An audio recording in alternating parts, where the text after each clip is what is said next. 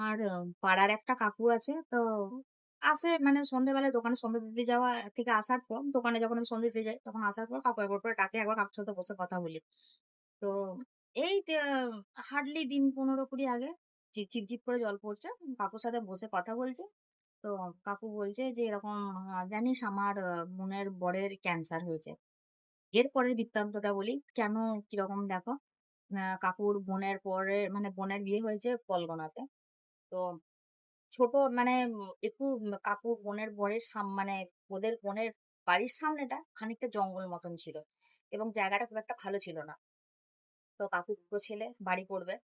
আ বোনের বরের আরকি ২ টো ছেলে বাড়ি করবে। তো বাড়ি করবার সময় ধরো জায়গাটাকে তো তোমার একটু পরিষ্কার পরিচ্ছন্ন করতে হবে। তো জায়গাটা মানে মানুষ আগে ভিত পুজো করে। বাঙালিরা তো আমরা আগে ভিত পুজো করি, দিয়ে তো আমার বাড়ি ধরো ইয়ে করি। যেটা আমার শ্বশুরমশাই কিন্তু এই ভিটেটার ক্ষেত্রে করেনি ভিত পুজো। একবারই সে ঢুকে পড়েছে। যাই হোক ভিত পুজো করতে গেলে তখন ভিত পুজো করতে গিয়ে নাকি নানা রকম কিছু ঘট-ফট এসব নাকি কিছু বেরোয়। তো এরা সেটাকে তোয়াক্কা করে না। তো কাকু এখান থেকে আমাদের পাশের গ্রাম থেকে একজন ঠিক আছে তাকে নিয়ে গিয়ে পুজো-টুজো করিয়েছে, বন্ধন-টন্ধন করায়। তিনি দেখে কিন্তু বলেন জায়গাটা একদম ভালো না, বসবাসের অযোগ্য। কিন্তু পিসিমশাই মানে কাকুর যে বোনের বর পিসিমশাই বলছে এত একগুঁয়ে একরোখা যে না ওখানেই ঘর করবে, ওখান থেকে কোনমতে সরবে না। আর জায়গারও ধরো অভাব, আরো ভাই গোষ্ঠী আছে তো ধরো, আরো ভাইয়েরা আছে সেখান থেকে ধরো ভাগ পেয়েছে। যেটুকু জায়গা তো সেই জায়গার মধ্যে ঘর করার মানে ঘর শুরু করেছে আর কাকুর ক্যান্সার ধরা পড়ল। এবং আর এই দিন ৩-৪ আগে কাকিমা গিয়েছিল বাড়িতে, বাপের বাড়িতে গিয়েছিল।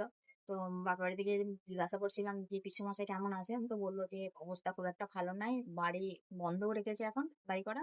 গোটা মুখ-টুখ ফুলে গেছে, গলার এখানটায় ক্যান্সার হয়েছে।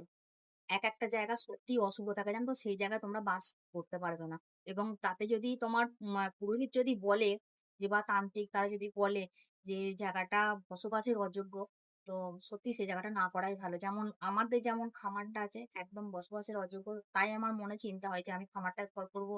পরে ভবিষ্যতে আমাকে এই ধরনের কিছু ফেস করতে হবে না তো? এই ছিল ঘটনা। সবাই ভালো থেকো, সবাই সুস্থ থেকো। সকলকে শুভরাত্রি।